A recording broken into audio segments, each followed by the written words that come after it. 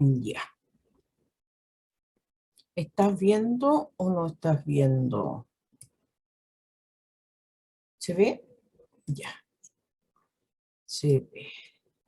Entonces, nosotros vamos a ver varios antibióticos, que es como un maratón de antibióticos, así que al menos me voy a dirigir, es cierto que hay ciertos elementos clínicos como los uso, pero solamente a la parte de farmacología, ¿no?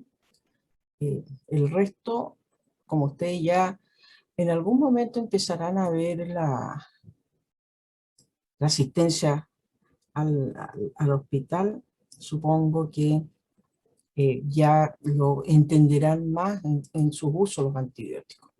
Este señor, que es famoso escultura de Rodin, un escultor francés, que es el pensador, yo supongo que varios lo han conocido o lo recordarán.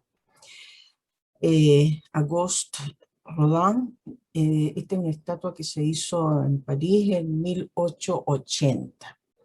Y eso uno en cualquier momento puede pensar lo que quiera, pero en este momento ustedes, médicos, para administrar un antibiótico, dice algo muy antiguo, tener la firme convicción y decisión de que el estado del paciente justifica el empleo de antibióticos. No es algo de que se tiene que llegar y administrar un antibiótico. Así que eso es lo primero que tienen que recordar. Ustedes ya tuvieron clases ayer con el doctor Kerr. No sé si les puso esta máxima que debe mantenerse siempre.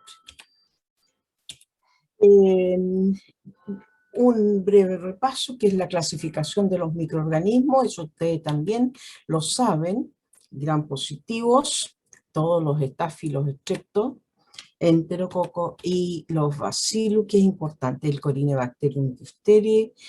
Aquí algo que tengo que recalcarle, Streptococcus pneumoniae, no NAE, por favor, porque eso indica demasiada ignorancia. Corynebacterium diphtheriae, la AE latina es E.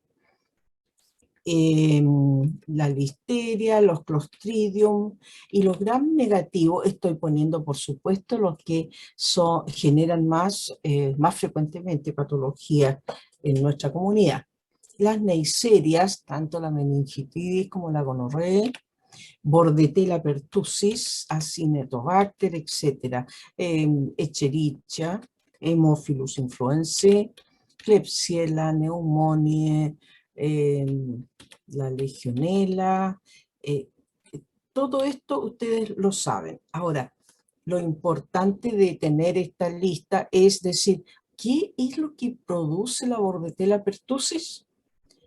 Hay o no es una bacteria en la cual se ha hecho alguna vacuna, ahora que estamos tan de moda con las vacunas, con los estreptococos también, etcétera. Es el deber de ustedes saber no solamente si gram positivo y gram negativo, sino que qué es lo que está produciendo cada una de esas bacterias.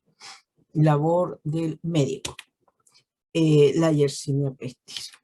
Entonces, y bueno, y las salmonelas, que son, eso ustedes tienen que conocerlo muy bien porque es común, sobre todo en la época de verano, por alimentación mal preparada.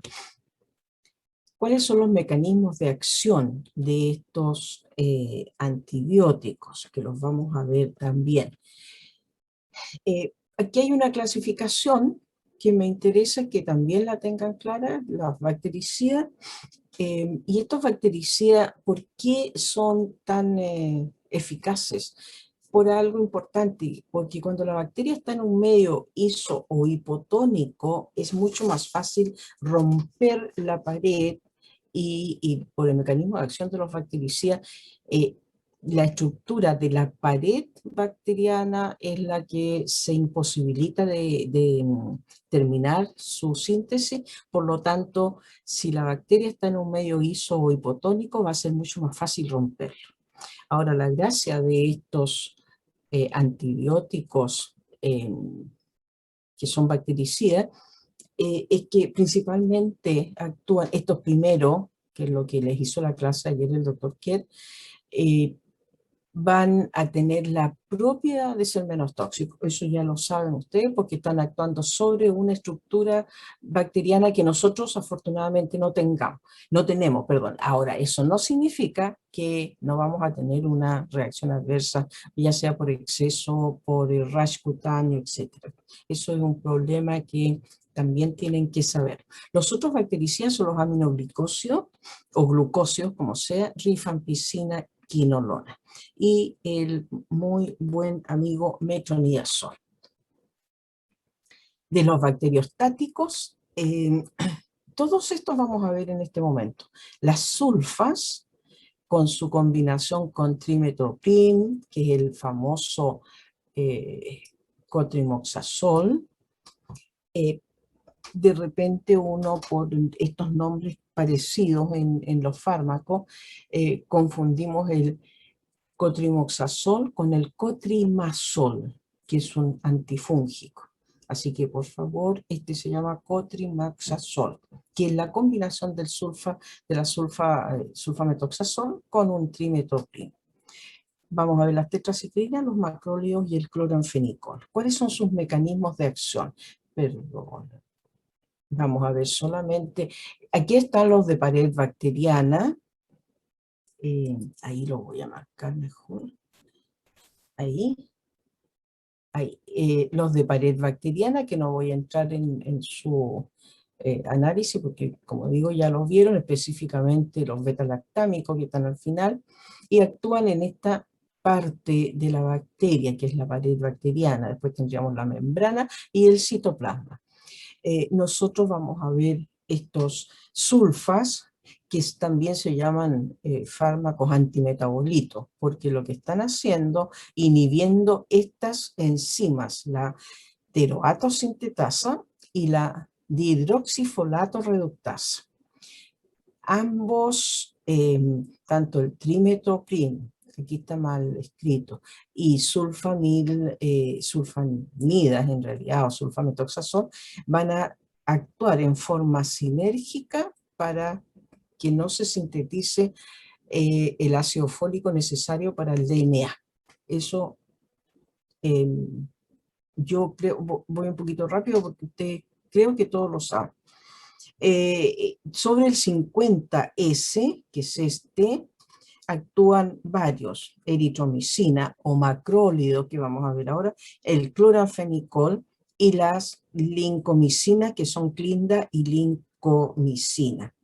En este momento vamos a ver los macrólidos y el cloranfenicol. Y los que actúan en la fracción o ribosoma bacteriano son varios, pero aquí solamente vamos a analizar la tetraciclina, o les voy a dar antecedentes farmacológicos de la tetraciclina, porque lo que viene a continuación, estreptocanamicina, tobra, etcétera, los que están aquí abajo de la tetraciclina, son los aminoglicósidos que ustedes verán, me parece que mañana o el viernes.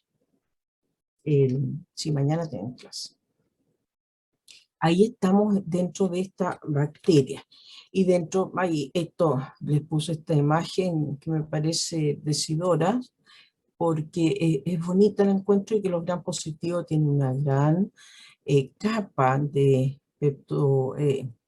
peptidoglicano, que es lo que entorpecen la síntesis, los beta-lactámicos prácticamente. Aquí está esta imagen, aquí ven diferencias entre la gram negativa y gram positiva. Todo eso ustedes ya lo saben. Aquí, que es lo mismo que está aquí abajo, está la síntesis de recordar que la membrana plasmática, perdón, la pared bacteriana, o pared plasmática, empieza su síntesis en el citoplasma. Y en el citoplasma, después en la parte de la membrana, termina su peptidación para llegar a la pared celular, y en esta pared celular es donde están actuando los beta-lactámicos. Y elimina una alanina al final. ¿Ya? En esta, cuando se están entrecruzando los péptidos ya en la parte final de la pared bacteriana. Aquí me pareció interesante hacer este dibujo. Estas cositas que están aquí son inhibido esta parte concretamente, que es el entrecruzamiento de los péptidos en la pared, en la finalización de la formación de la pared. Los glucopéptidos estarían inhibiendo en la parte de síntesis de la membrana, o la bacitracina. Ambos tipos de antibióticos son muy tóxicos, por lo tanto no son tóxicos porque provocan muchas reacciones. No es que actúen, incluso pueden actuar en la membrana plasmática nuestra, o sea, del huésped. Así que, y eso pasa a toxicidad. Versus esto que como no tenemos pared, vamos a tener mejor tolerancia a esos antibióticos. Y aquí hay algo interesante, que es lo mismo, la ribosomas bacterianos de 70S final, 50S y 30S, las cantidades de proteínas que va a tener cada una de estas fracciones ribosomales. Y el S, eso me pareció interesante que tuvieran alguna vez, porque uno habla mucho de 30S, 50S o incluso 80S de los ribosomas nuestros, del huésped, digamos, se deben a este señor sueco, Svedberg, que inventó la técnica de la ultracentrifugación. Por eso que esa S se refiere al apellido del señor, que es este que está de eterno aquí, muy elegante. Él inventó la ultracentrifugación. Bueno, y aquí tenemos los ribosomas en vivo y en directo y bastante más grandes. La gracia de esto es que está exactamente diseñado en qué momento o en qué parte del ribosoma están actuando. Y aquí lo importante es tener una visión de que los aminoglicosidos con las tetraciclinas como que se repelen un poquitito. O sea, en el uso clínico se podría buscar un aminoglicosio con un beta-lactámico, por ejemplo, pero no combinar estas tetraciclinas con aminoglicosio. Ahora, acá definitivamente en la parte del 50S actúa muy cercano cloranfenicol, la lincosamina o clindamicina, que es lo más usado en este momento porque es oral, y los macrólidos. De manera que aquí esta combinación, si ustedes logran, van a dar una terapia antibiótica, no juntar nunca el macróleo, eritromicina, acitromicina, bueno, los vamos a ver a continuación, con el cloranfenicol. Cloranfenicol que va a producir muchas reacciones adversas, ¿cierto? Hay que mantener y cuidar muy bien su terapia, pero de todas maneras, la combinación, aquí hay porque está muy cerca el lugar de acción de cada uno de ellos y se repelen entre ellos, lo que se llama un impedimento estérico, es decir, se chocan y entre uno y otro al final ninguno actúa para inhibir la síntesis, en este caso de las translocaciones de los peptidil hacia el ARN de transferencia. Todo este camino es para la terminación de una cadena peptídica, pero nosotros podemos impedirlo con algunos antibióticos en los distintos lugares que están mencionados allí. Y la actividad de las sulfa y del trimetoprim están diseñadas aquí como antimetabolito. Nosotros tenemos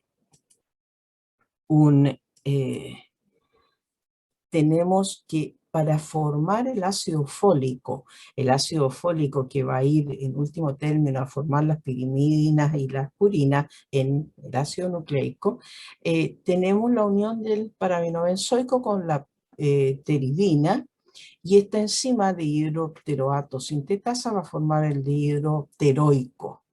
Y ese va a continuar hasta que esta dihidrofolato reductasa van a formar el hidrofólico, para lo cual nosotros vamos a incorporarlo al DNA en esto de la pirimidina y la purina.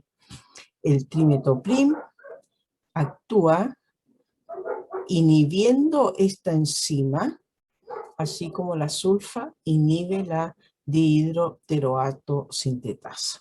Ese es el mecanismo de acción de la sulfa, que si actúan solas sin el trimetoprim, que hay medicamentos para eso, adquieren resistencia porque las bacterias tienen la gran gracia de sintetizar mucho para aminobenzoico. Entonces hay bacterias resistentes a la sulfa que hacen, o sea, descubierto más de 50 veces la cantidad de para-aminobenzoico, por lo tanto son fácilmente desplazables la sulfa, así que siguen su síntesis, de manera que esta combinación de sulfa con trimetoprim ha logrado sobrepasar la resistencia que tenían todas las bacterias que al comienzo, cuando recién se sintetizó, que es un producto químico, digamos, de síntesis, era muy efectiva contra el gram positivo, gram negativo y todas las patologías habidas y por haber.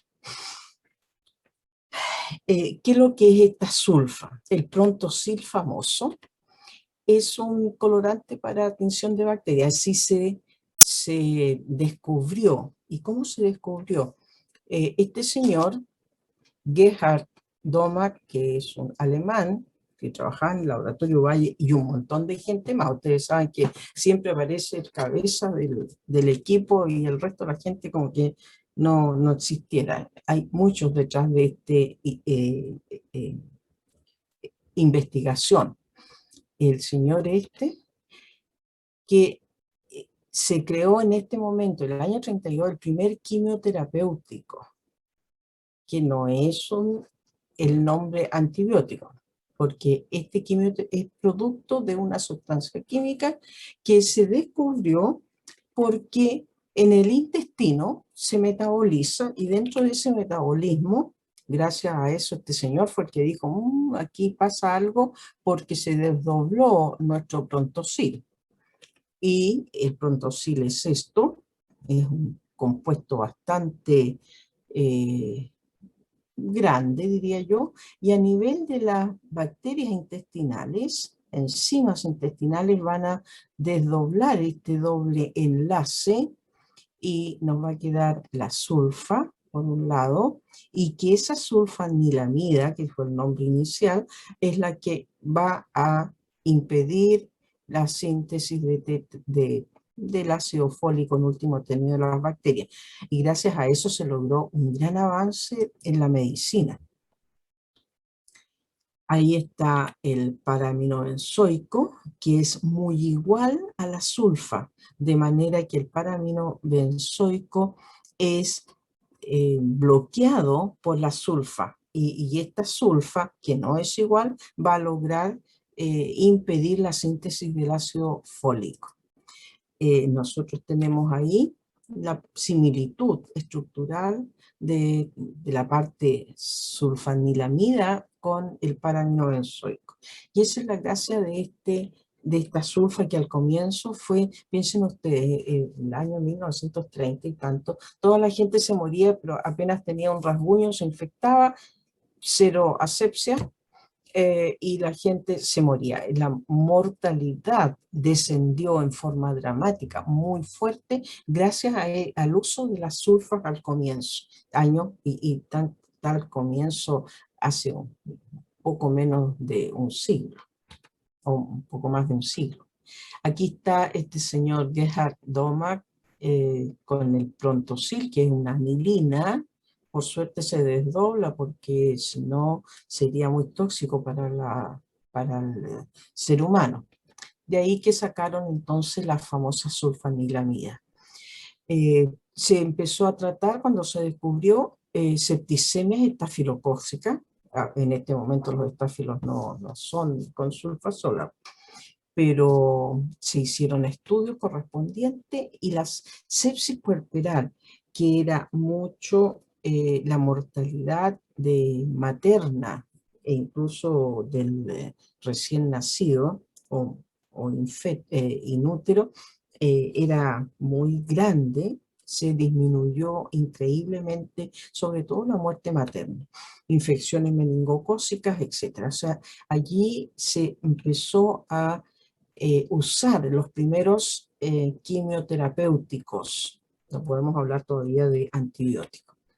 La clasificación de sulfa, hay sulfas de absorción rápida, como el sulfisoxazol, sulfadiazina, sulfametoxazol. Piensen que el sulfametoxazol después lo vamos a combinar con el trimetopril. Y dentro de las características de estos compuestos, que tienen una alta unión a proteínas plasmáticas y se pueden usar hasta el día de hoy en infecciones de tracto urinario en la medida que el microorganismo sea sensible a la sulfa, por supuesto. Por eso que siempre antes de dar un antibiótico, aparte de pensarlo mucho, qué antibiótico se va a dar, conviene hacer los famosos antibiogramas y los cultivos. Los de baja absorción, esta sulfasalacina tiene la gracia de que se desdobla en dos compuestos a nivel intestinal, que es la sulfapiridina y un amino salicílico. Y es muy útil en el caso de las colitis ulcerativas, porque como se va a desdoblar in situ, ese amino salicílico es muy antiinflamatorio, de manera que cede bastante el componente a esta colitis ulcerativa que están teniendo. La sulfaguanidina y el talilsulfatiazol es raro verlo en este momento, pero sirve para diarreas principalmente. No se absorben prácticamente nada, así que no hay gran riesgo de reacción adversa, entre comillas, porque al eliminar y siempre frente a cualquier antibiótico hay que tener presente que van a eliminar la flora intestinal y eso va a provocar diarrea como reacción adversa. Aquí está sirviendo para las diarreas, ¿ya? Sobre todo la sulfaguanidina cuando se combina con carbón activado. Entonces, carbón con sulfaguanidina, ustedes todavía lo pueden encontrar en cualquier parte para una diarrea que no sea una diarrea infecciosa, ¿ya? O sea, por causa cualquiera, son raras las diarreas de esa forma. Y para uso tópico tenemos la sulfacetamida, que son tratamientos oculares, problemas, infecciones oculares, y la sulfadiazina de plata, aquí está, no la sulfadiazina sola, sino que se combina con plata, y la mafenida, que son de uso para quemaduras principalmente. Son bastante eficientes en el caso de que haya quemaduras, gran quemado, y que se va a infectar con pseudomonas, incluso son bastante, como digo, de uso tópico, pero mantienen, por lo menos mientras se está curando, sanando de la quemadura, no se infecta. Ahora, en el caso de de uso tópico, cuando la piel es muy sensible y sobre todo cuando está en estado de quemadura, que prácticamente no tiene queratina, no hay piel allí, van a disminuirse la actividad de la sulfa, porque además se usan con mucho cuidado. Entre la farmacocinética, se dividen de acuerdo a grupos de vida media y de absorción. La administración oral, que normalmente dentro de las 4 o 5 horas nosotros ya no tenemos en el estómago y ya ha logrado un nivel plasmático eficaz. La distribución, esto es importante tener claro que las sulfas se distribuyen en todo el organismo, en todo el líquido corporal, ¿ya? Incluso lo malo que tienen es que pasan la barrera placentaria y el feto. Y aquí vamos a tener una gran reacción adversa, que es el famoso kernícteros, que lo vamos a ver al final. La unión a proteínas plasmáticas, por supuesto, las de rápida absorción, sulfadiazina, sulfametoxazol, llega hasta el 90% unión a proteínas plasmáticas. Y las que no se absorben son las que menos tienen, 20, si es que logran un 20%. En cuanto a la excreción renal, tenemos que son útiles específicamente para infecciones urinarias, ¿ya? Se concentran bastante a nivel de todo el sistema urinario y la concentración es alta comparada con la concentración a nivel plasmático. Aquí estamos hablando de concentración sérica, es mucho más baja que lo que se concentra en las vías urinarias. Por eso que es útil. ¿Ya? También, si es que hay una insuficiencia renal, hay que ajustar las dosis del azúcar porque si no se van a acumular y van a causar reacción adversa severa. Dentro de las reacciones adversas, fíjense ustedes que tienen prácticamente un 5% de los pacientes presentan y una reacción adversa y que normalmente son de tipo gastrointestinal.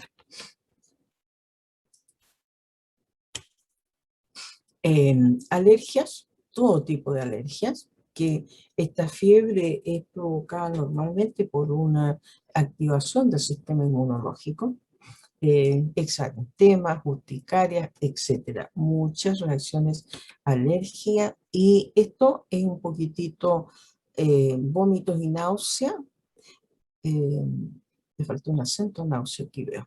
Y las diarreas las diarreas básicamente son típicas del uso de cualquier antibiótico. Entonces siempre va a haber un porcentaje no despreciable de esta reacción adversa. Estomatitis, conjuntivitis. Piensen ustedes que una conjuntivitis, cuando ustedes pueden dar estas de uso tópico para alguna infección ocular. Así que eh, de repente se aumenta la conjuntivitis, pero es por reacción adversa del mismo antibiótico. Las dermatitis, artritis y poliartritis nodosa son presentaciones que se dan cuando se está dando, por ejemplo, una sulfa o el mismo trimetoprim con la sulfamethoxazol se está dando para una infección urinaria, puede aparecer esto, y no es que el paciente tenga una enfermedad extra, sino que es una reacción adversa, por lo tanto habría que cambiar el antibiótico. El síndrome de Stevens-Johnson, que es lo más severo, porque es una, entre comillas, una o estimulación del sistema inmune general y con muchas reacciones de todo el organismo en realidad.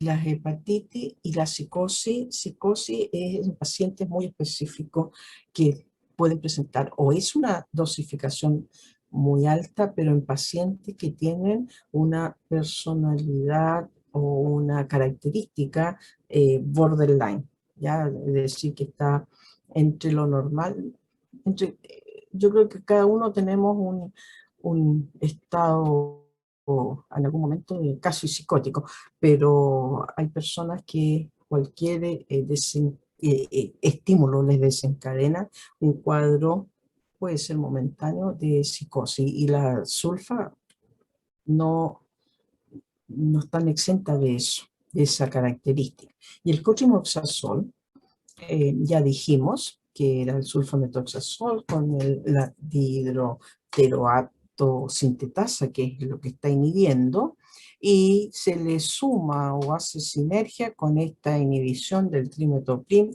de la dihidrofolato reductasa. Eso está en el esquema inicial. Ahí tenemos una estructura, son todas estructuras bastante grandes las de estos compuestos, ¿no? El mismo el sulfamethoxazol, que es mucho más eh, simple. Dentro del espectro de acción, aquí, fíjense, tenemos el Staphylo aureus, Streptococcus pyogenes, Pneumoniae, Nocardia, Pneumocystis carini. Y aquí es bueno el Pneumocystis carini porque cuando hay infección oportunista. En casos de pacientes con VIH, es bueno el cotrimoxazol. ¿Mm? Las listerias monocitógenas igual, y para la clamidia trachomatica, una infección de origen, infección de transmisión sexual, eh, la concentración es bastante baja, ¿ya? Que va a lograr, nosotros damos un nivel plasmático de 100 a 200 microgramos por ml, es lo que se logra con un comprimido de 500 miligramos, se logra un nivel plasmático de 100, 200 microgramos, y en realidad la bacteria es inhibida con un 0,1 microgramos por ml, es decir, es una baja concentración para eliminar la clamidia, es decir, efectiva, es muy efectiva este cotrimoxazol. Para el Mycoplasma pneumoniae, las neiserias no son posibles una meningitis por Neisseria es absolutamente resistente. Se había usado harto y no, hay que tener presente que no nos sirve. Acá están las otras tantas bacterias que que pueden ser tratadas. Fíjense que este Escherichia coli es inhibida con una alto nivel que llega a la bacteria, entre 4,64, si ustedes lo comparan con la clamidia, ¿ya? Es mucho más fácil eliminar una clamidia que una Escherichia coli, lo que significa que está siendo relativamente resistente. Ahora, al no tener, además el cotrimoxazol es bastante más barato comparado con otros, es oral y bastante más barato que otros antibióticos. Pero hay que tener presente que la Escherichia coli, si es una infección urinaria, por decir, van a tener que preocuparse de la dosificación que logre este nivel plasmático para poder eliminar la Escherichia. Hay que tener cuidado con el paciente que no tenga ni una falla renal ni una falla hepática, porque si no van a empeorar una posible reacción adversa. Shigella, salmonella, y esta salmonella, incluso podríamos decir la salmonella typhi, que podría reemplazar el cotrimoxazol al cloranfenicol, que tiene más reacciones adversas severas que las vamos a ver a continuación. Así que esta, que sea útil para la salmonelosis, sobre todo la TIFI, es muy positivo. Ya proteos, los hemófilos, tanto el influenza como el hemófilos ducrei. Dentro de la farmacocinética tienen buena absorción en general, estamos hablando del cotrimoxazol, tanto el trimethoprim como el sulfametoxazol son bien absorbidos, se distribuyen muy bien, piensen ustedes 1,5 litros por kilo peso, para una persona de 70 kilos, son prácticamente 90, 100 litros, ¿ya?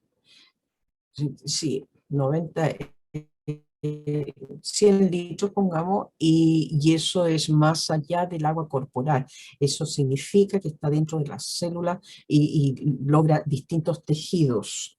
Tejido que incluso líquido cefalorraquídeo, no es despreciable este 40% del nivel plasmático que logra el trimethoprim, los dos más bien, ¿no?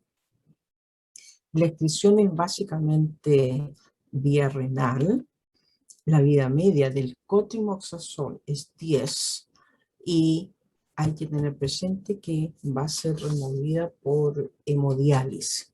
Así que cada vez que hay un paciente que está con insuficiencia renal, que lo están y tienen que hacer la hemodiálisis, que puede ser momentánea o de por vida, depende, ¿no? Si es de por vida, lo más probable es que no vayan a elegir un cotrimoxazol, ¿no? Porque puede aumentar las reacciones adversas.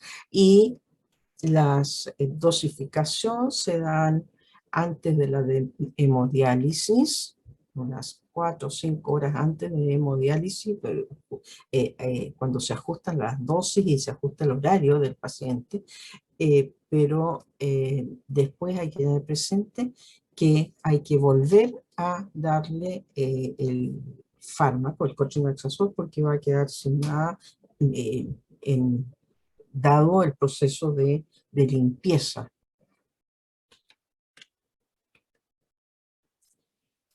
Y aquí tenemos la resistencia, y lo más importante es este aumento del paraaminobenzoico, ¿ya? Aumentan la dihidrofolato reductasa, que esto es malo para el trimethoprim, pero el PABA aumenta también, y ahí las sulfas son las que son desplazadas por este paraaminobenzoico. No siempre hay cambios en la permeabilidad de la membrana. Estos dos elementos, tanto como que vaya a ingresar más o menos el trimethoprim o el cotrimoxazol en general, no son lo más relevante. Lo más relevante es inhibición de la dihidrofolato reductasa, que es para el trimethoprim, o inhibición de la sulfa por aumento del paraaminobenzoico. Dentro de las reacciones adversas del cotrimoxazol, están dadas un poco por las reacciones de de los metabolitos oxidados que producen principalmente las sulfas. Hipersensibilidad, que ya vimos muchas reacciones con las sulfas solas, ¿ya? Entonces eso es importante, que se debe al paso por el hígado van a dar metabolitos oxidados, y esos metabolitos, en una alta proporción, pueden dar este tipo de reacción. Junto con el eritema, que ya lo habíamos mencionado para la sulfasola. Entonces, esto generalmente la combinación está un poco, se agravan las reacciones adversas de ciertos metabolitos en el componente de este fármaco, de esta sinergia de fármacos. Dentro de los metabolitos acetilados hay un montón de problemas, sobre todo por la cristaluria, y aquí lo que hay que hacer es que el medicamento, recomendar al paciente, sobre todo cuando es oral, y aunque sea un paciente normal que se le está dando por una infección de tipo, eh, normalmente puede ser respiratoria, pulmonar, una bronquitis, eh, o urinarias, eh, algunas reacciones, perdón, algunas enfermedades de tipo gastrointestinal, lo que hay que recomendar sí o sí al paciente que está tomando sulfa o el cotrimoxazol, la combinación, que se hidrate muy bien, ¿ya? Muy bien, porque esto va a provocar una cristaluria que es importante, y el paciente al final es peor el remedio que la enfermedad. A lo menos 1 litro y tanto de agua tiene que recomendarse. Y el ideal para que no se formen estos cristales es alcalinizar la orina. ¿Y esto cómo se hace?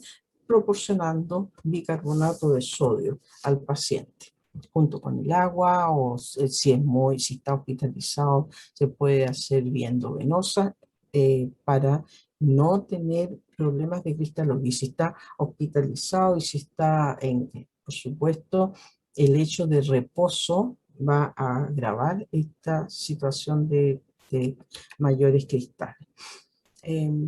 Bueno, anorexia, náuseas, vómitos son prácticamente muchos antibióticos que producen esto, y desgraciadamente es una alta proporción. Y un paciente que no come se muere. Cuando uno está enfermo y come, hay un dicho: paciente que come no muere. Así que esto es importante. Y aquí tenemos esta principal reacción que se da no solamente para el cotrimoxazol, sino que se da para cualquier remedio o para cualquier patología en la cual se vaya a administrar una sulfa en recién nacido o incluso el feto a punto de nacer, ¿ya? Porque lo que hace esta sulfa, dado que se unen en alta proporción a las proteínas plasmáticas, van a desplazar la bilirrubina. El recién nacido la desplazan. Y el recién nacido, ¿qué condiciones tiene? Dos condiciones feas. No sé si ustedes han visto el Kernicterus. Tiene la condición de, parece guagua, absolutamente inmaduro la barrera hematoencefálica. Luego la bilirrubina sola, no conjugada, va a pasar. ¿Y por qué no está conjugada? Porque está inmaduro el hígado. O sea, no tenemos la glucuroniltransferasa que va a conjugar la bilirrubina y la va a excretar vía biliar. Y tampoco tenemos barrera hematoencefálica madura, de manera que la bilirrubina pasa al sistema nervioso y se va a depositar en los ganglios basales, y en este depósito hay un déficit después de maduración del sistema y queda absolutamente un daño neurológico no irreversible. Así que esto es grave. Se dejó de dar, como fue el primer antibiótico y como había mucho problema de infección, puérperas, etcétera, entonces se daba, incluso como pasaba por la leche, lograban en el recién nacido niveles altos de sulfa, y eso empezó a detectarse los daños neurológicos, que en ese minuto no lo ven, pero sí a poco andar tenemos un retraso absoluto del sistema nervioso. Así que esto es grave. Dentro de las interacciones, aquí lo que ya les explicaba, la bilirrubina en el recién nacido, que es desplazado. Tanto los anticoagulantes y policimientos tienen que tener mucho cuidado. El paciente diabético, paciente cardiópata, que están con estos medicamentos, ¿ya? Incluso el cardiópata puede estar con diurético. Y un paciente con alguna terapia, ya sea para neoplasia o para artritis, que de repente se da metotrexato, o lupus, o en realidad para inhibir el sistema inmunológico en dosis adecuadas, no solamente las dosis como antineoplásico, van a ser desplazados, vamos a ver, por la sulfa. O sea, estos medicamentos, todo, y la bilirrubina, que es sustancia endógena, estos medicamentos van a ser desplazados, y desgraciadamente son de estrecho margen terapéutico, así que va a haber graves consecuencias. Ahora, tenemos la indometacina y los antiinflamatorios en general, que tienen una alta unión a proteínas plasmáticas, y el probenecid, que es un inhibidor de la secreción a nivel renal, van a desplazar a la sulfa. Estos medicamentos antiinflamatorios desplazan a la sulfa, y la sulfa ya vimos que tenían varias reacciones adversas. Los usos clínicos: principal en este momento, antiguamente se usaba para cualquier cosa, en este momento nocardiosis, que es un gran positivo, el falciparum malaria, que también hay destrucción de glóbulos rojos, que son, el cotrimoxazol está prácticamente indicado para ese par de patologías, ¿ya? Y aquí además la sulfadoxina con trimetoprima, que vamos a tener como elemento aparte. Y más usos clínicos, ya habíamos conversado: salmonilosis, shigellosis, neumocitis carini en SIDA, infecciones, prostatitis, meningitis, etcétera. Aparato respiratorio, todas las que sean por estreptococo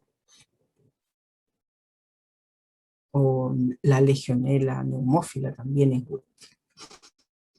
Ahora vamos a ver, olvídense del cotrimoxazol, vamos a ver las tetraciclinas.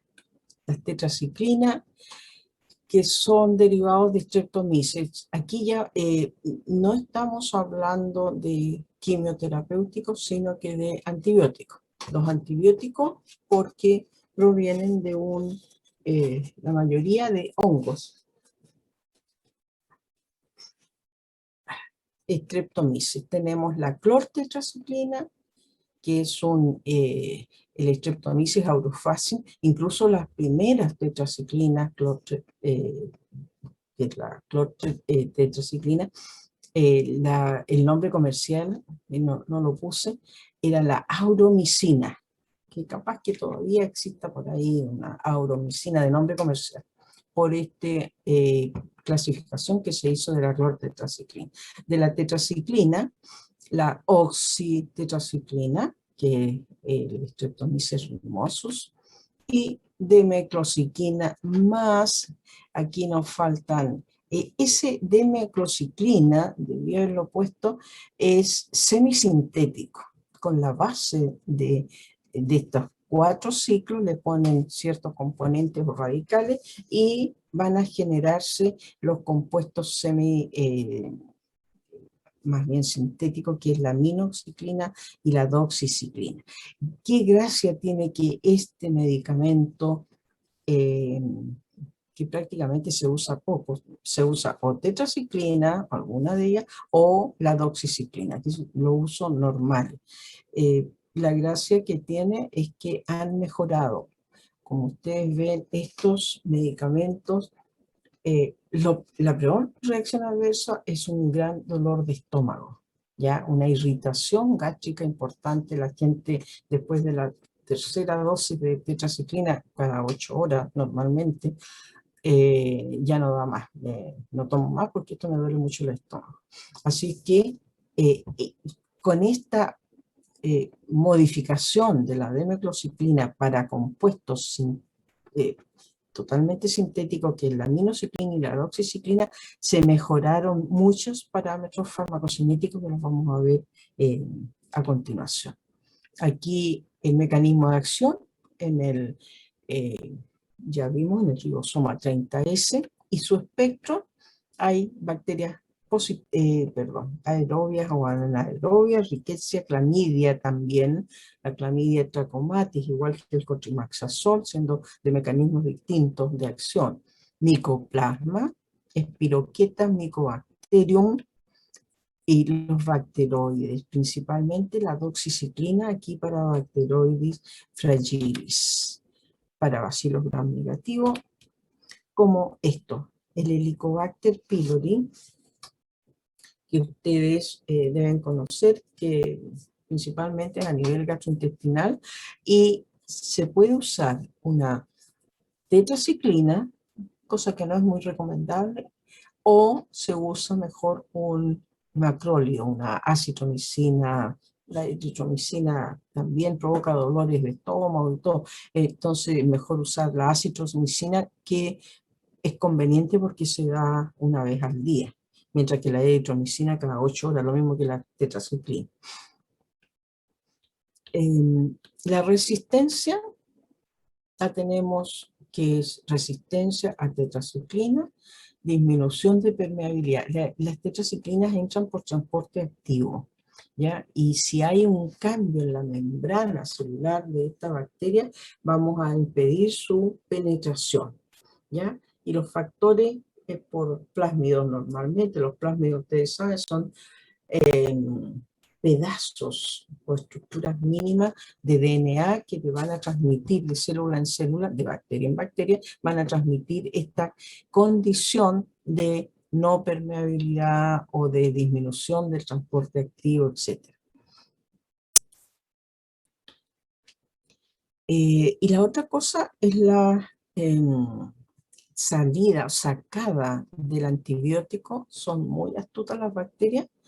Y me van a perdonar el término poco quizás académico, pero yo veo a una bacteria sacando la lengua y botando el antibiótico, ¿ya? Como escupiéndole antibiótico.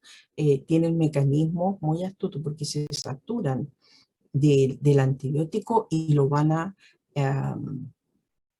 eliminar, pero eliminar, como quien dice, no aguanto más esto, como los niños chicos que no les gusta la comida y la botan.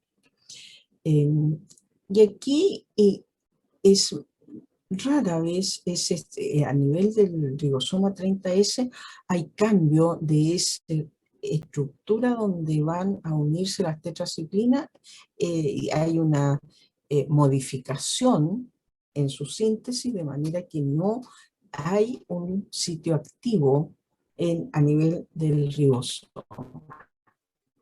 Y aquí están un poco las condiciones farmacocinéticas. Fíjense, si ustedes miran, esto por supuesto, por enésima vez les digo, estos no son números para aprender, son eh, parámetros para tener una cierta relación entre los unos y otros antibióticos, en este caso del núcleo de las tetraciclinas. Fíjense que, bueno, la biodisponibilidad, ¿quiénes llegan mejor a la sangre? Son la doxi y la aminociclina, aquí está claro. La clortetraciclina, por eso era la más usada, llegaba bien, ¿ya? Tienen buena absorción, pero no la tetraciclina, que es bastante menor. Ahora, encuentro las vías medias, ¿qué nos va a decir esta vía media? Es cuál es la frecuencia que se va a dar la tetraciclina en general. Y yo elijo la doxiciclina porque con estas 18 horas de vida media se puede dar una vez al día, y dentro de las reacciones adversas de la tetraciclina hay una gran irritación gástrica, de manera que si hay que dar una tetraciclina, que son mucho más caras, eso sí, hay que tener presente, esta doxiciclina con una vez dada, sobre todo en la noche, ¿ya? Eh, pasa el malestar gástrico.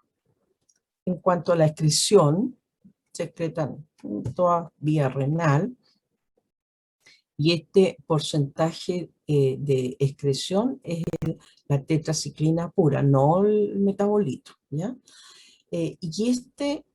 La aminociclina es muy buena porque como se excreta poco por vía renal y no se acumula, no va a provocar daño, es buena para darle al paciente con insuficiencia renal, ¿ya? Es poco usada la aminociclina porque tiene otras reacciones adversas, pero pudiera servir para eso. Y la unión a proteínas plasmáticas, estas se unen poco, y la demetrociclina, que tampoco se usa mucho, lo que más se usa son la doxi y la aminociclina. Yo creo que este es el más usado, la doxiciclina, ¿ya? Porque además hay que tener presente que se une el 93% a proteínas plasmáticas y va a desplazar, como ya vimos, a desplazar algunos fármacos que van a competir por ella, o los antiinflamatorios, principalmente un ibuprofeno, que se une 99% a proteínas plasmáticas, va a desplazar la sulfa, y podemos tener reacciones adversas derivadas de la sulfa, que van a aparecer como, peor de los casos, con un síndrome de Steven-Johnson, y van a, oye, es otra patología. No, retiro yo la doxiciclina y se va a acabar el síndrome de Steven-Johnson o una urticaria severa. Dentro de la distribución, ya les había dicho yo que esto está en todos lugares, y esa es la gracia que tienen las tetraciclinas en general, porque va a haber posibilidad de uso en patologías como prostatitis, qué sé yo, líquido ascítico, etcétera, etcétera, etcétera. Aquí está lo mismo, solo que en un monito más entretenido. Dentro de los usos clínicos, las neumonias, y lo importante que neumonía por clamidia. La clamidia aloja normalmente en pacientes inmunodeprimidos, y inmunodeprimido, recuerden que no significa VIH, inmunodeprimido por terapia de cáncer, inmunodeprimido por falla de una síntesis de una falla de linfocitos B, que no vaya a haber anticuerpos, etc. Y los micoplasmas también.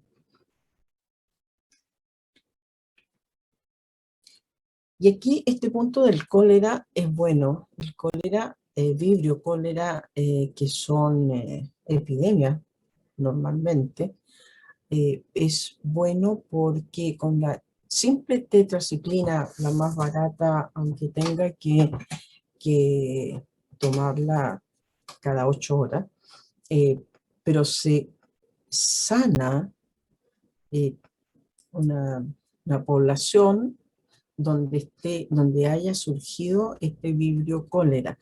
Eh, y como tratamiento preventivo se da tetraciclina normalmente para esos casos.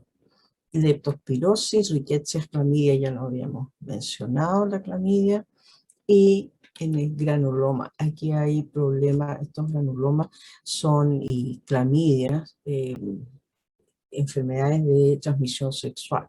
Y en el caso del acné es importante porque cuando el acné, sobre todo en la época puberal, ¿no? Adolescencia, cuando es tan rebelde, se mantiene una dosis baja de tetraciclina, baja, no 500 miligramos, sino que 200 o 100, la aminociclina y la doxiciclina está en 100 y 150 miligramos, de manera que con la mitad, 50, o con 200 de tetraciclina común y corriente, pero por largo tiempo se mantiene limpio, entre comillas, aséptico la glándula sebácea, que son donde se acumulan normalmente el propio Neobacterium, que va a dar esta infección, entre comillas, a nivel de piel, ¿ya? Y para el Plasmodium falciparum igual, se puede dar bronquitis, etcétera. La diarrea del viajero, de la legionela neumófila, también con diarrea. Nocardia, ya habíamos mencionado la nocardiosis. Dentro de las reacciones adversas, fotosensibilidad, estamos hablando de las tetraciclinas, hipersensibilidad, hepatotoxicidad, y aquí hay que tener cuidado porque hay una disminución de la protrombina. No siempre es por hepatotoxicidad, sino que también puede derivarse de la acción sobre intestino, sobre las bacterias que producen la menadiona, la falta de vitamina K en resumen, de manera que eso es una reacción, aunque sea con las sulfas o estas tetraciclinas que actúan a nivel gastrointestinal, o ojo, con cualquier antibiótico usado por mucho tiempo, nosotros podemos tener un déficit de vitamina K por simplemente eliminación de flora intestinal, ¿ya? Las anemias, trombocitopenia, eosinofilia, efecto a nivel de médula. Y, estas intolerancias gastrointestinales de las tetraciclinas producen cuadros que son, el peor es esta sobreinfección por hongos, ¿ya? Y este otro caso del Clostridium, no sé si ustedes se acuerdan que hará unos 3 años atrás que hubo en el hospital una gran alarma porque había Clostridium difícil. Ese Clostridium siempre está en nuestro organismo, ¿ya? Siempre. Y hay algunos antibióticos que prácticamente son resistentes al Clostridium, y al ser resistentes al Clostridium eliminan toda la flora menos el Clostridium. Luego el Clostridium tiene un tóxico, es una toxicidad por una sustancia del Clostridium que va a dañar todo el epitelio intestinal y provoca una diarrea que se llama diarrea eh, pseudomembranosa, y se llama pseudomembranosa porque parte de esta mucosa intestinal está siendo destruida y está eliminándose, y además elimina o destruye esta epitelio intestinal. Al destruirlo sale sangre. Entonces es una diarrea o colitis pseudomembranosa que es muy terrible porque daña terriblemente el intestino. De manera que hay que advertir al paciente cuando se le da una tetraciclina, cualquiera que sea, decir que puede tener diarrea, no se preocupe, se le va a quitar solita en 1 o 2 días, pero fíjese si la diarrea no es sanguinolienta o como con mucosa, ustedes le explican como sea al paciente, no le van a dar el nombre, le va a dar colitis pseudomembranosa.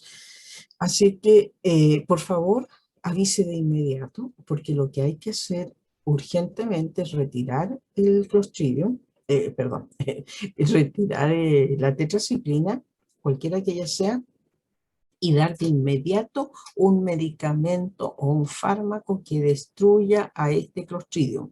Y eso se hace con metronidazol, que es bueno, bonito, barato y oral, o con vancomicina si es muy grave. Y la vancomicina tiene que ser endovenosa, de manera que el paciente tiene que ser ingresado, hospitalizado. ¿Ya? Así que eso, dentro de lo más terrible de estas tetraciclinas, todas ellas, es que puede haber una infección por Clostridium difficile, pero por esta sobreinfección, sobre todo, no solamente por hongo, sino que por el Clostridium. Por hongo se le puede dar un antifúngico, pero por Clostridium se retira la tetraciclina y hay que dar otro medicamento que es el metronidazol para eliminar el Clostridium. Eso que quede, por favor, lo más claro posible. Dentro de las interacciones, las tetraciclinas se quelan con productos de calcio, aluminio. Como duele tanto el estómago, la gente logra tomarse un antiácido. Y el antiácido, ¿qué es lo que tiene? Calcio, tiene aluminio, magnesio, y va a formar un compuesto insoluble y no se va a absorber por intestino. De manera que al no absorberse en el intestino, nosotros vamos a tener una pérdida de plata, porque se le dieron doxicilina que es cara, o una tetraciclina que es más barata, igual están perdiendo plata porque no se va a absorber, no va a haber eficacia, en resumen. Ahora, es cierto que la doxicilina y la aminociclina tienen menos unión al calcio, al aluminio, se absorben menos, eh, pero hay que seguir dando más doxiciclina para poder tener el nivel plasmático adecuado. De manera que simplemente es más fácil decirle, tómese una doxiciclina, uno en la noche, y si le duele un poquito el estómago, trate de dormir y que sueñe con los angelitos y que no tome nada para el dolor de estómago, ¿ya? Que es menos en todo caso. Estas tetraciclinas interfieren con las penicilinas. No se puede dar junto tetraciclina con penicilina, a pesar de que sus mecanismos de acción son muy distintos, pero como la tetraciclina principal entra por transporte activo, la penicilina y en lugares con pared celular intacta, no puede entrar la tetraciclina. De manera que no vamos a tener efecto ni de las penicilinas ni de las tetraciclinas, porque además la tetraciclina está inhibiendo síntesis a nivel del 30S y no vamos a tener pared celular donde actúe la penicilina. En resumen, no se pueden combinar. Con anticonvulsivante, incrementan el metabolismo hepático de las tetraciclinas. Así que vamos a tener menos tetraciclina. Aquí se aumenta el tiempo de protrombina porque estamos eliminando la vitamina K intestinal. Aumentan el nitrógeno ureico, ¿ya? sobre todo cuando está usado con diuréticos, ¿ya? Y hay interacción a nivel del riñón, propiamente tal. Y en el caso de pacientes que estén con litio, lo más importante, el litio, carbonato de litio es un antidepresivo bastante usado y sobre todo en lo que son las depresiones bipolares, ¿ya? Entonces, ustedes van a ver muchos pacientes con carbonato de litio. En realidad se habla del litio, ¿no? Pero es una sal, carbonato de litio, y las tetraciclinas pueden elevar el nivel plasmático del carbonato de litio, y el problema que tiene que el carbonato de litio es de un estrecho margen terapéutico. Al igual que la digoxina, que se usa menos en este momento, pero igual lo van a haber usado, que es para insuficiencia cardíaca, o la teofilina en su forma de aminofilina como broncodilatador. Así que en pacientes que están sufren de asma, toman aminofilina, los cardiópatas que toman insuficiencia cardíaca, digoxina, o el paciente que está con una depresión bipolar, principalmente, para eso se usa, eh, van a subir sus niveles plasmáticos, siendo el litio, teofilina y dioxina de estrecho margen terapéutico. Ustedes elevan en un nanogramo nivel plasmático, ya provocan reacciones adversas severas con la dioxina, por ejemplo. Los niveles de litio igual son bajísimos. Ya, eh, estamos ahora con los macrólidos. Los macrólidos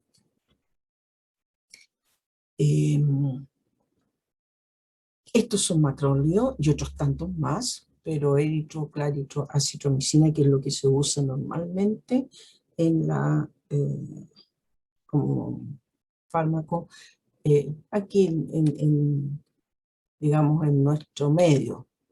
Estos macrólidos vienen de un streptomyces, de un hongo también, es un antibiótico que se descubrió en Filipinas.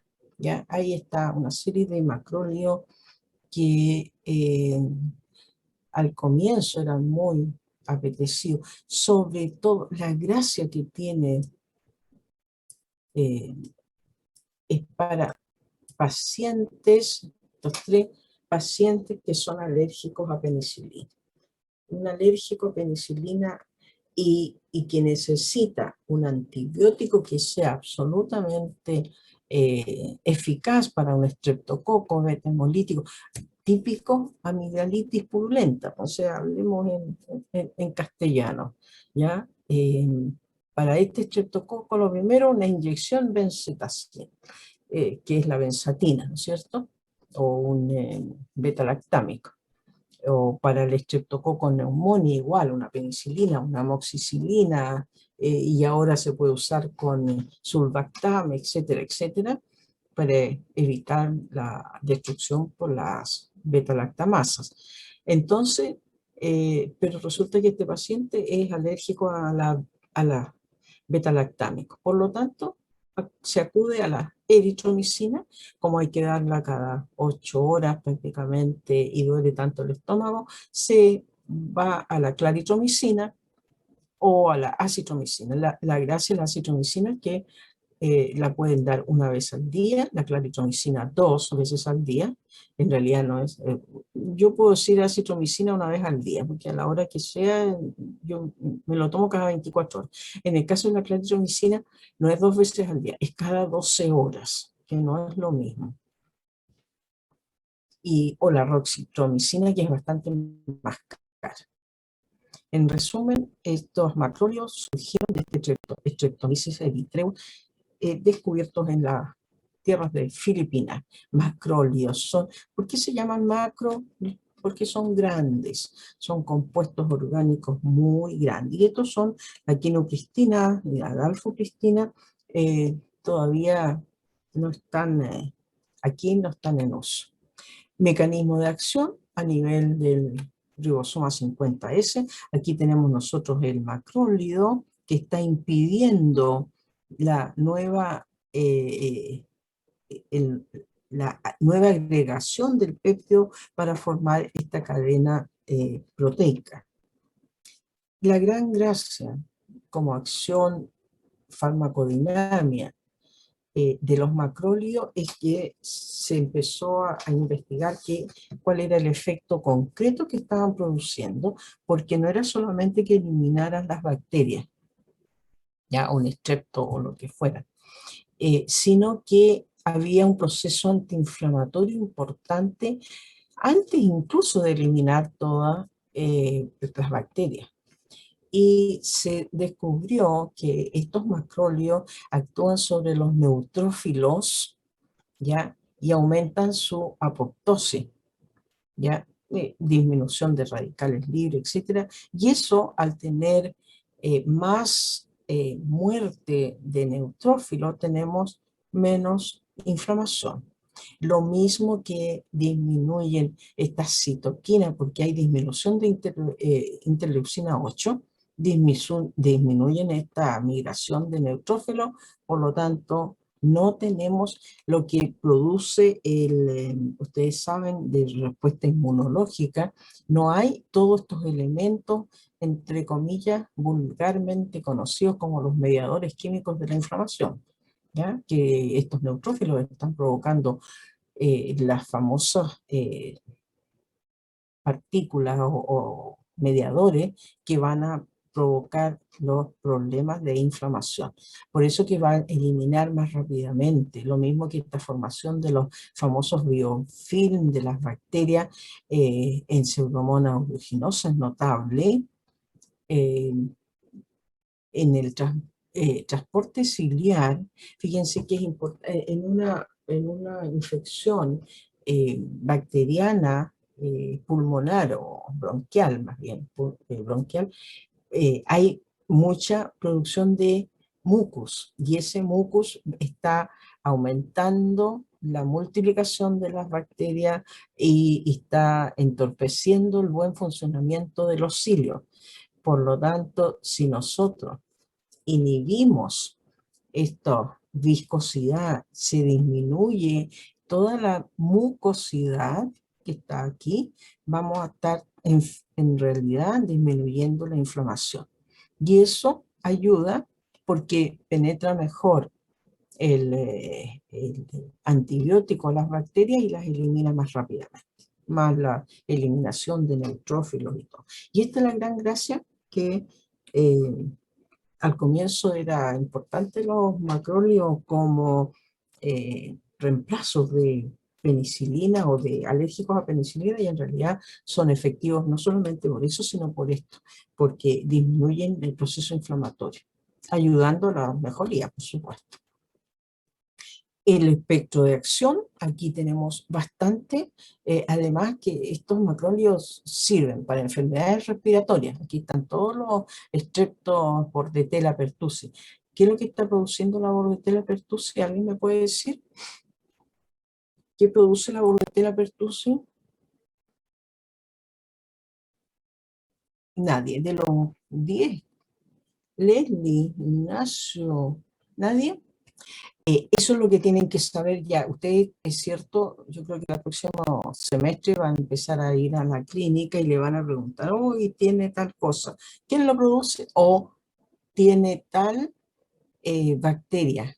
¿Qué patología va a tener? Ustedes se lo van a aprender todito esto. Porque capaz que yo les pregunte en la prueba le haga alguna asociación de bacterias con patología.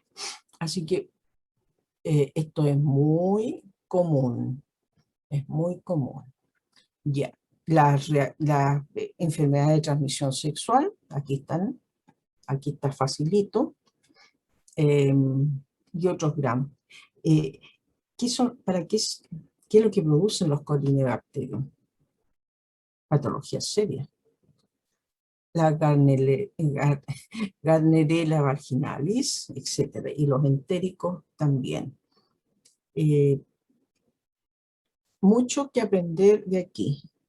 No les voy a decir cada una de las patologías porque aquí hay cosas que se insinúan. Está Moraxella catarrhali, el hemófilo es más conocido, pero hay estas que yo marqué concretamente que ustedes tendrían que saber. La resistencia a los macrólidos, menor penetración del fármaco por cambio a nivel de, principalmente, cambio de los receptores a nivel de la membrana y del pared de la bacteria. Y además ellas producen ciertas enzimas que van a hidrolizar el fármaco. En cuanto a farmacocinética, tenemos aquí lo importante es que hablo de eritromicina y todos ellos en menor relación, pero de todas maneras son destruidos con el pH gastrointestinal. De manera que para dar una eritromicina tiene que ser con una sal que está arriba. Un estolato de eritromicina, estearato, el succinato y el gluceptato de eritromicina son para estos dos últimos como para inyección endovenosa, ¿ya? Que se puede dar también. Los otros pueden ser comprimidos para no ser destruido con el pH ácido del estómago. De manera que su absorción, si la podemos mencionar, es mala, salvo cuando se da con esto en forma de sal. Ahora, su volumen de distribución es cierto que no penetra el sistema nervioso central, pero tiene un alto volumen de distribución. Piensen, un paciente de 70 kilos, si yo digo 2 litros por kilo peso, 2 nomás, son 140 litros. ¿Dónde está si ni siquiera entra al sistema nervioso central? Se acumulan a nivel de macrófagos, se acumulan a nivel, sobre todo, células, los neutrófilos, y que es útil en el caso de las infecciones. Piel, oído, medio. Por eso que es bueno para las otitis. Estos macrólidos son muy útiles y sobre todo si damos acitromicina o claritromicina con menor cantidad, se puede dar en niños, así que no es problema. Y se acumulan en polimorfo y macrófago, de ahí que tienen un alto nivel de volumen de distribución. Y eso es para las infecciones, pero aún así no entra al sistema nervioso central, eso hay que tenerlo claro. En secreciones, mucosa gástrica, etcétera, ¿no? Para infecciones en esas zonas. Problema que penetra la placenta, ¿ya? Y se excreta por leche materna. Afortunadamente no tienen grandes reacciones adversas. Y lo que se excreta por leche materna en realidad es una pequeña cantidad. Así que no siempre es recomendable retirar la lactancia porque está con 5 días o 8 días de una claritromicina. La cantidad excretada es cierto que aparece, pero no va a causar gran problema en el lactante. Parte de los valores, aquí lo que hay que ver es lo siguiente. Fíjense, la acitromicina con 500 igual que los otros, ya tiene una vida media de 40 horas y el volumen de distribución 31 litros por kilo peso. Esto es importante porque nosotros lo tenemos por muchas horas en el organismo, prácticamente, digamos, casi 2 días, no se da cada 2 días, se da una vez al día, porque su acumulación es en polimorfos, neutrófilos, o en lugares como donde hay inflamación, hay siempre macrófagos y neutrófilos, entonces sirve para que allí en esas células se acumule y dado la apoptosis y todo, va a llegar a eliminar las bacterias. Tanto es así que aquí se dijo que con 3 tabletas de acitromicina se podía tratar perfectamente una amigdalitis purulenta. No resultó tan así porque la gente que tomaba 3 días, al poco, qué sé yo, a los 4 días más volvía o seguía con su amigdalitis. De manera que la administración aquí es por 5 días. Pero usted, eh, en Europa se usan los 3 y se tienen que mejorar, sí o sí. Aquí se reajustó a 5 días de dosis. Algo más importante, no. Aquí la vida media de la eritromicina 1,6 horas, o sea, hay que darlo entre 6 horas u 8 horas como máximo. De las interacciones, metabolismo hepático es alterado porque la claritromicina, eritromicina más que nada es la principal, va a disminuir el citocromo P450 y eso va, todos los fármacos que se metabolicen por esa vía van a ser aumentados a nivel plasmático, provocando reacciones adversas. Por ejemplo, se eleva el nivel plasmático de teofilina, ya hablamos de la teofilina, de la warfarina, el triazolam puede dormir un poco más, del alfentanil. Ustedes van a buscar cada uno de estos fármacos, así como en la primera prueba les puse fármaco, ahora van a tener también que ver cuál es el mecanismo de acción y cómo se usa, tal cual como la pregunta de la primera prueba, que no todos las contestaron. ¿Para qué sirve el alfentanil? Mecanismo de acción del alfentanil y uso. Digoxina, ya lo hemos hablado harto, ciclosporina, etcétera, ¿ya? Y van a ver que todos ellos, por eso que se mencionan, son de estrecho margen terapéutico, de manera que van a provocar reacciones adversas. Estamos dando una acitromicina para una otitis o para una bronquitis, y si el paciente, ustedes me han preguntado, si el paciente es cardiópata y está tomando una warfarina o una digoxina, ¿qué le puede pasar? Todo eso lo tienen que saber ustedes ahora ya. Eh, Aquí una combinación que es poco frecuente con dos antihistamínicos, atenisol, terfenadina, van a provocar un problema de prolongación del QT, ¿ya? Así que, y esta taquicardia es terrible. Ustedes ya saben todo eso, así que afortunadamente no se combina mucho, pero se demostró cuando se usaba. Antes, lo primero que hubo fue eritromicina, después se cambiaron las condiciones farmacocinéticas de manera que han ido mejorando las condiciones o más bien disminuyendo las reacciones adversas. Los usos hay otitis, neumonía, eh, bronquitis, etc. Difteria. ¿Quién produce la difteria o quién produce la tos convulsiva? ¿Quién o qué bacteria lo produce? Todo lo tendrán que saber ustedes. Uretritis por clamidia. Esta es la clamidia trachomatis, normalmente de infección de transmisión sexual.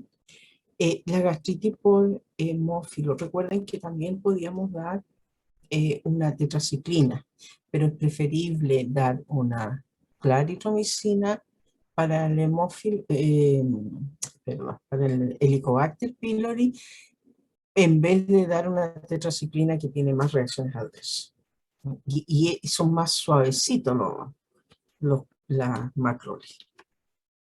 En el caso de toxoplasma, igual que las tetraciclinas, para el acné, sobre todo, se usa la eritromicina como la tetraciclina en estos envases tipo rolón que se pasan por la cara, así, que son antibióticos y mejora bastante el cuadro infeccioso por este Propionobacterium, acné o cualquiera de los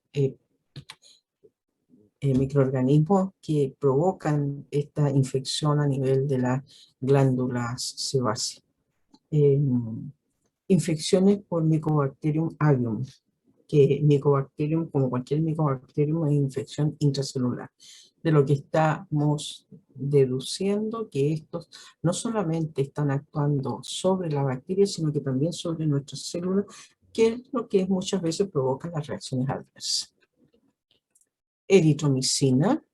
Aquí hay como cuadros clásicos del Mycobacterium, Mycoplasma, de la Legionela, difteria, etcétera. Clamidia, entonces eso puede ser usado con eritromicina, pero el problema es que cada 6 u 8 horas no hay muchas personas que lo aguanten. En el caso de una infección por clamidia en embarazada, se puede dar un macrolio, porque como tiene pocas o casi nada reacciones adversas, aunque pasa placenta o leche, la tetraciclina no se puede dar porque tiene muchas reacciones adversas en relación al calcio. Entonces, un paciente que está en periodo de crecimiento, que el calcio de huesos no lo pueden hacer.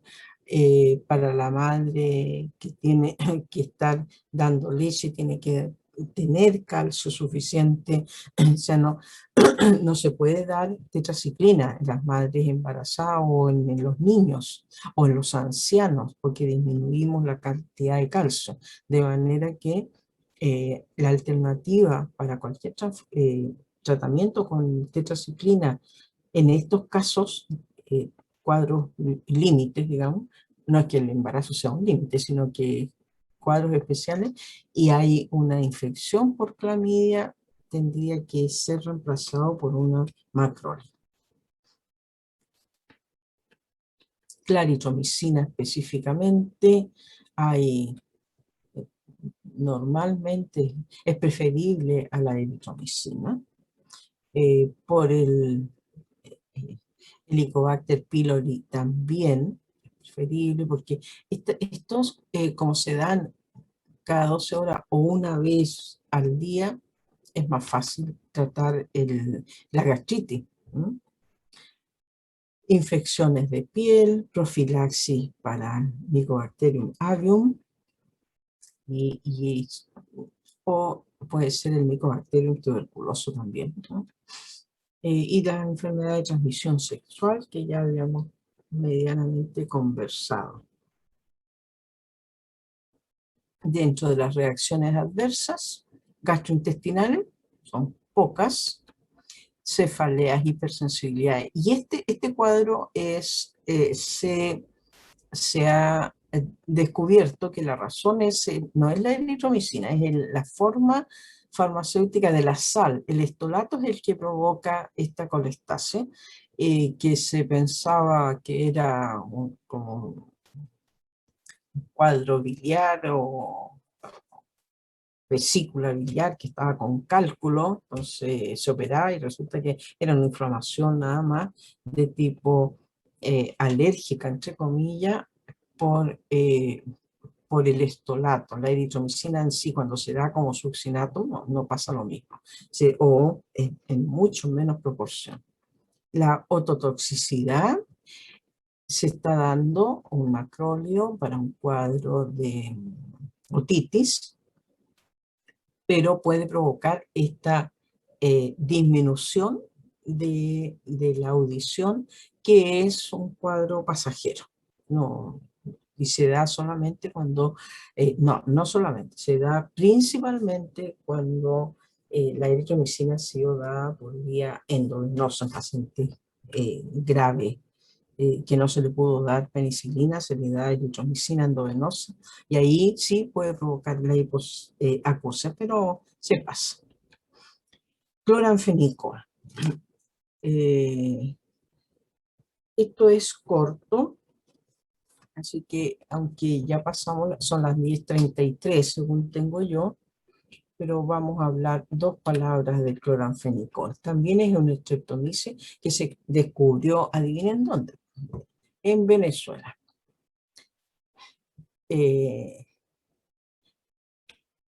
cloranfenicol.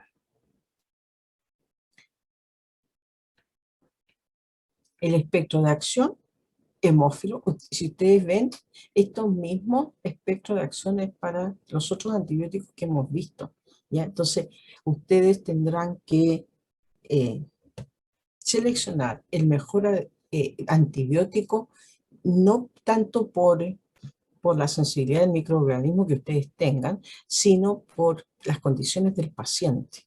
Hay que estudiar mucho al paciente y decir, tiene buen hígado, tiene no es insuficiente renal, no tiene antecedentes de alergias de piel, por ejemplo. Entonces, le puedo dar este o el otro.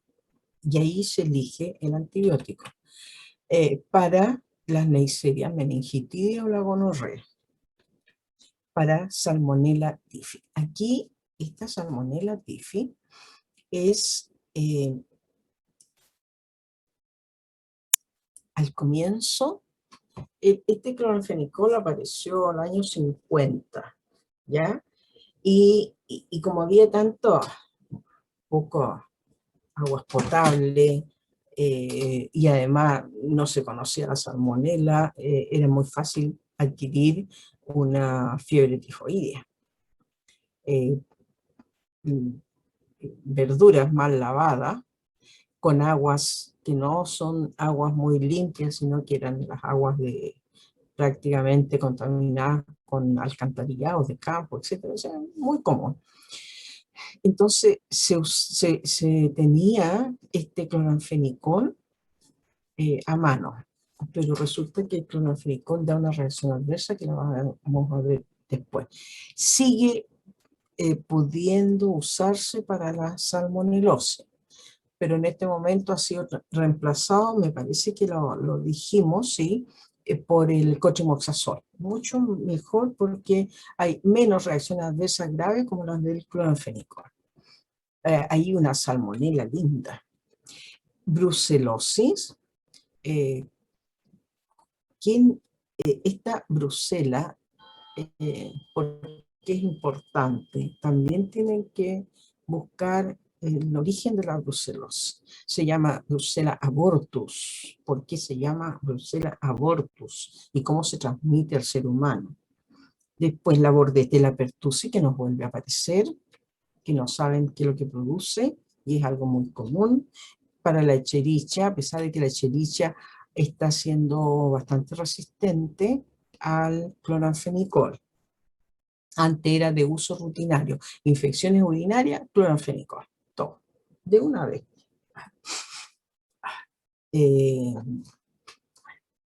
Los hemófilos, meningococo, estreptococo, meningitis, etc.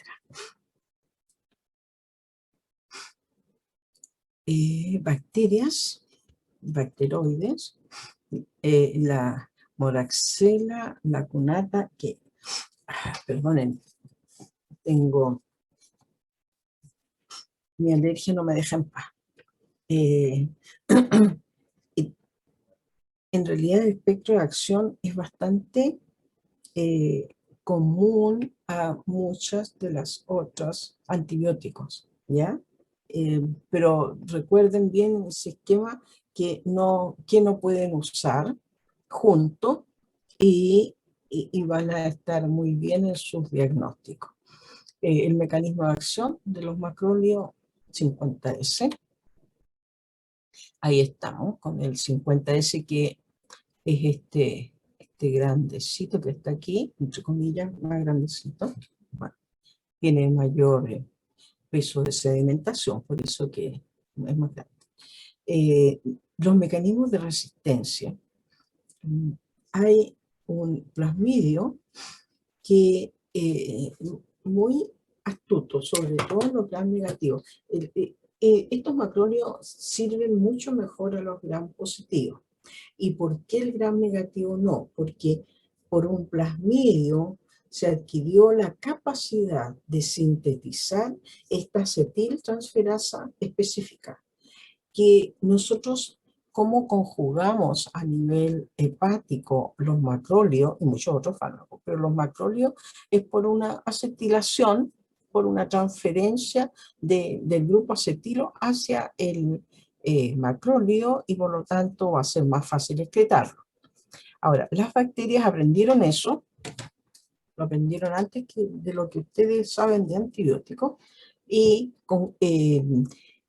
sintetizan esta acetiltransferasa de manera que conjugan antes al antibiótico que lo que nosotros incluso lo hacemos, de manera que no es efectivo, porque al estar con un grupo acetilo, ya este cloranfenicol no cabe dentro de este 50S, por lo tanto no tiene un lugar donde encajar, por lo tanto la bacteria sigue multiplicándose. Esto es menos en todos los microorganismos, pero sí se ha visto que la Escherichia coli, este coli está con mayúsculas, está mal escrito, no me fijé de eso, ¿ya? Y la pseudomonas totalmente resistente a los macrólidos. La pseudomonas es muy difícil de erradicar. Y el la Escherichia coli, que era muy bueno el cloranfenicol para infecciones urinarias, empezó a ser resistente. Y dentro de las resistencias, porque la Escherichia no penetra, no deja penetrar al antibiótico. Por lo tanto, no tiene acceso al 50S. Recuerden que esto es con minúsculas. Lo que pasa es que cuando uno pone el punto aparece la letra siguiente con mayúscula y hay que fijarse muy bien, sobre todo en esta nomenclatura de bacterias. También puede haber una mutación aquí, en esta ribosoma, donde en el lugar donde va a actuar el cloranfenicol, vamos a tener una alteración del receptor que hay en el ribosoma. Y todo esto lo logra gracias a plasmidos que se van sintetizando. Dentro de los usos, ya vimos fiebre, infecciones por anaerobio, infecciones urinarias. Los microorganismos anaerobios, ustedes tienen que conocer, en boca tenemos mucho anaerobio, claro, pero no es muy recomendable dar cloranfenicol, ya lo vamos a ir. Las infecciones urinarias, cuando eran por Escherichia coli, era fácil y se daba y se acababa, pero hace un tiempo ya a esta parte no hay buenas Escherichia coli que acepten al cloranfenicol. Dentro de las interacciones, ojo con esto, el cloranfenicol, como está actuando a nivel del citocromo, P450 va a disminuir, lo voy a decir al revés, disminuir la metabolización de estos fármacos que ustedes tienen que conocer: dicumarón, fenitoína, tolbutamida o fenobarbital. Por lo tanto, si no se metabolizan, se va a elevar el nivel plasmático. Aquí tengo el signo de concentración plasmática. Por lo tanto, estos que son de estrecho margen terapéutico van a causar daños. Si estamos dando esto, ¿qué es lo que pasa? ¿Qué daño va a provocar? Tanto la fenitoína como el fenobarbital, ¿qué daño van a provocar? O el dicumarol, ¿qué le va a pasar a un paciente que está tomando dicumarol y que se le agrega el dicumarol? Todos son tratamientos estos crónicos. Y tengo una infección urinaria, me van a dar cloranfenicol. Por lo tanto, y no me preguntaron qué más tomaba, no me preguntaron nada y me empecé a enfermar, a tener problemas terribles y creen que porque la infección urinaria se agravó, y no es eso. Ojo con las reacciones adversas y con las interacciones de los fármacos. Al revés, la rifampicina, ¿para qué se usa la rifampicina? Ustedes creo que ya la vieron, no estoy segura. De todas maneras, lo averiguarán. Va a bajar el nivel plasmático del cloranfenicol. Es decir, no, si está el paciente tomando rifampicina, tenemos que buscar otro antibiótico para esta infección urinaria, que ya se me ocurrió que era pura infección urinaria, eh, o para una salmonelosis, ¿ya? ¿Qué va a pasar? Paciente que está tomando rifampicina, no les voy a decir el uso, ya. Ahí hay una combinación que puede darse en un paciente y no le agreguen clorfenicol. Y el clorfenicol también antagoniza la penicilina. A pesar de que esto es dentro de las controversias clínicas, paciente con un aborto séptico que entra a la maternidad y le ponen 10 millones, 15 millones de penicilina y además le dan cloranfenicol cada 6 horas.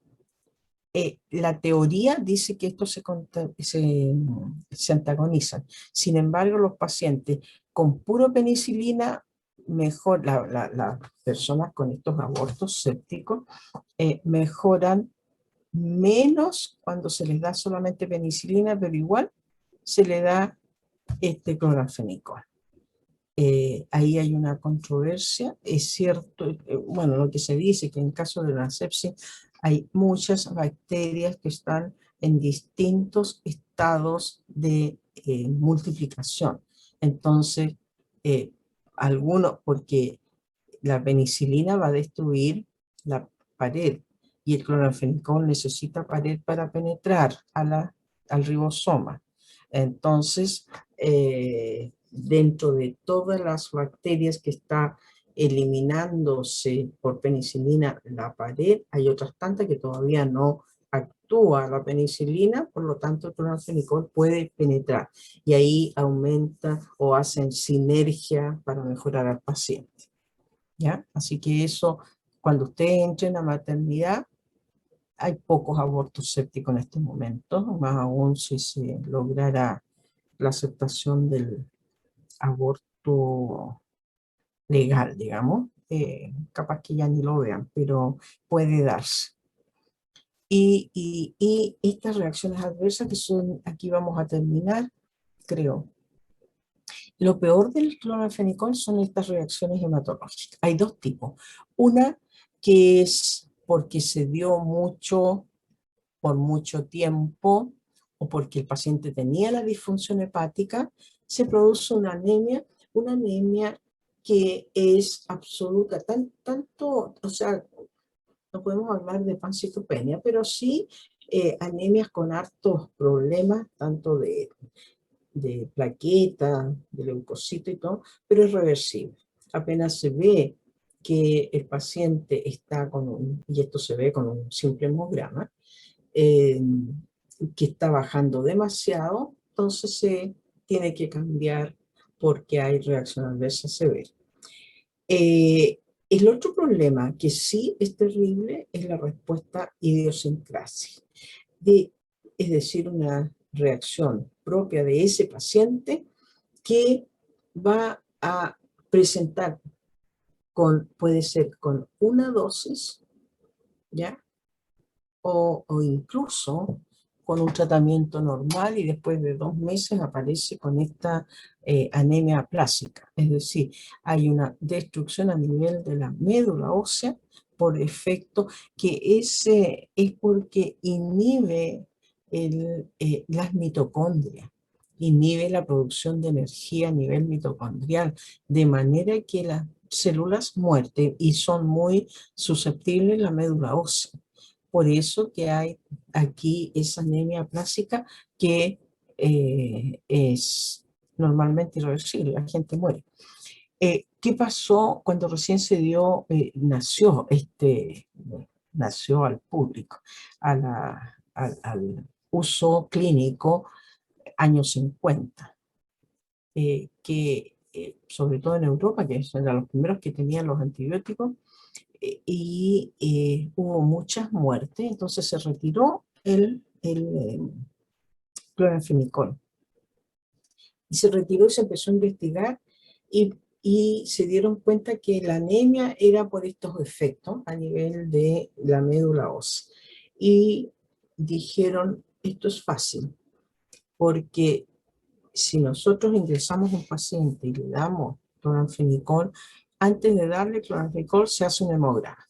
Si hay una infección, normalmente, ustedes saben de hemograma mucho, entonces va a haber un conteo de hemoglobina, de volumen corpuscular, de lo que sea, y de eritrocitos. Va a haber un hematocrito básico que por la misma infección puede ser no el normal, pero un poco menos. Pero si a la semana o a los 15 días ese hemograma de control ha bajado mucho, simplemente se retira porque está haciendo el daño del cloranfenicol sobre la médula ósea. Así es que así volvió a darse el cloranfenicol, pero con un control estricto de todo. Antes era, ahora creo que lo están haciendo cada 10 días, pero todas las semanas había que hacer el hemograma de control con un tratamiento, por ejemplo, de 10 días con cloranfenicol. ¿Ya? Una semana, dos. El primer día antes del cloranfenicol, después otro control y otro control. Ahora, cuando se trataba famosa salmonilosis por Salmonella typhi, un mes de cloranfenicol, eso es de rigor el hemograma. Hay que ver que por esa razón de tener que todos los lunes, por decirlo, una vez a la semana, una vez a la semana, había que hacer el control, se optó por el uso del cotrimoxazol, que es mucho más seguro dentro de todas las reacciones adversas. Cualquier fármaco tiene reacción adversa, pero era más seguro las reacciones adversas no irreversibles como esta reacción hematológica del cloranfenicol, que se salva, digo, con el control inicial de un hemograma. Y ya la semana, si ha cambiado mucho el hemograma, hay que retirar. El otro problema que hay que tener claro, por esta penetración del cloranfenicol a la célula del huésped y mitocondria que inhibe la respiración celular, va a provocarse en el recién nacido un síndrome gris, que se llama en realidad porque hay una inhibición de la, vuelvo a insistir, de la respiración celular, y el color de los niños ya no es el color del recién nacido bonito y radiante y rosadito, sino que empieza a tomar un color cianótico. ¿Ya? Ahí está escrito, ¿verdad? Cianótico. De manera que eso es porque el nivel plasmático aceptado de cloranfenicol, estoy hablando de los recién nacidos o lactantes, es de máximo 20-25 microgramos por ml.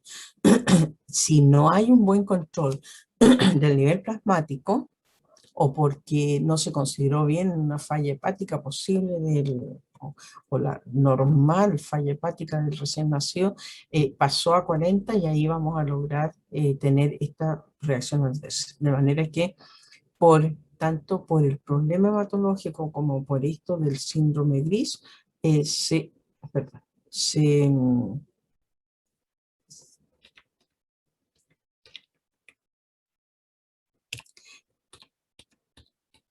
perdona, ¿qué pasa yo?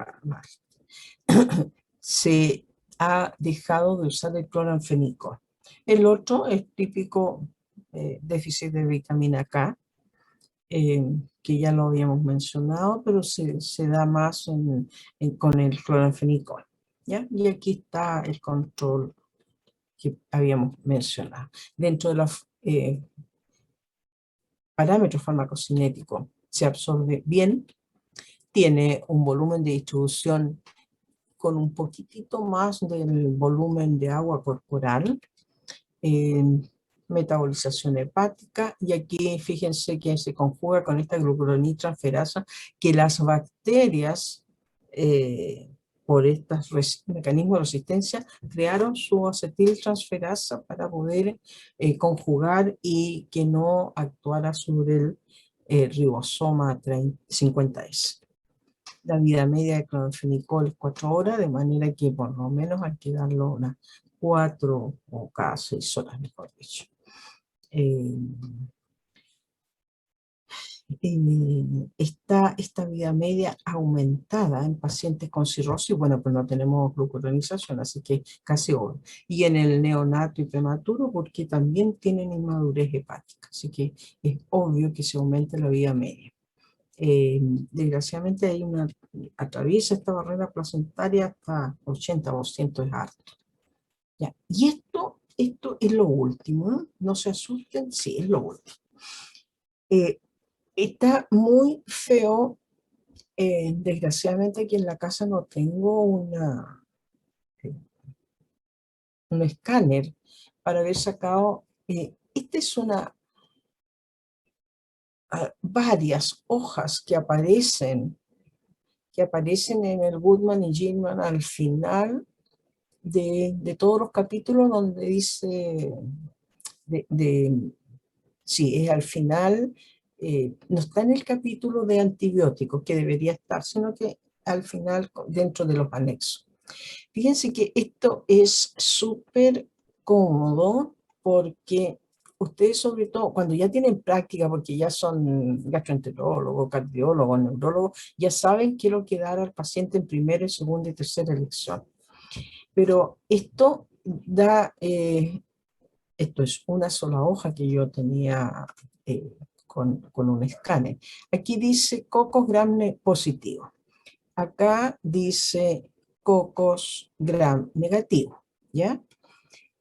Aquí las enfermedades producidas por este microorganismo.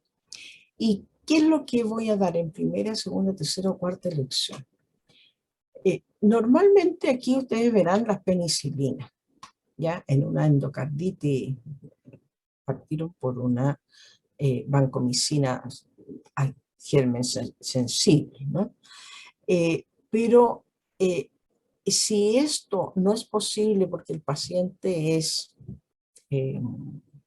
alérgico a penicilina, fíjense, en tercera elección se puede dar una cefalosporina, aquí dice ceftriaxona, o ya en último término una vancomicina, en último término. Y acá tenemos otros, la endocarditis, de lo que o infecciones urinarias, etcétera. Siempre buscando que el microorganismo sea sensible, hay que usar esa primera alternativa. Aquí normalmente hay penicilina, pero que en este momento la gente usa poco la penicilina y llegan y se van a lo último, a lo más caro o a lo que va a crear más resistencia y que después no vamos a tener más antibióticos. Entonces, yo les ruego que mientras estén aprendiendo, mientras no sean especialistas en ninguna cosa y ya tengan clarito qué es lo que es bueno y qué es lo que es malo, se dirijan a estas páginas. A todo esto el Goodman y Gilman está es online, ¿eh? No necesitan tener el libro, que es muy grande. Eh, Así que para que tengan idea, si yo tengo, qué sé yo, un anaerobio, voy a aparecer aquí, me van a aparecer los anaerobios. Esto es una hoja nomás que yo escaneé, pero lo escaneé hace 2 años atrás cuando estaba en la oficina. Aquí no tengo escáner, por lo tanto, ustedes busquen, o más bien, vean qué es lo mejor que pueden usar, pero siguiendo estas pautas. Primera elección, segunda elección, tercera elección. Porque para dar un antibiótico, recuérdenlo bien, que hay que pensar mucho, mucho antes de darlo, porque si no, imagínense que solamente mucha fiebre y tienen, qué sé yo, mucha expectoración, y un antibiótico. Puede ser viral. Y con los virus no sacamos nada con dar un antibiótico. Bien, entonces les agradezco mucho toda la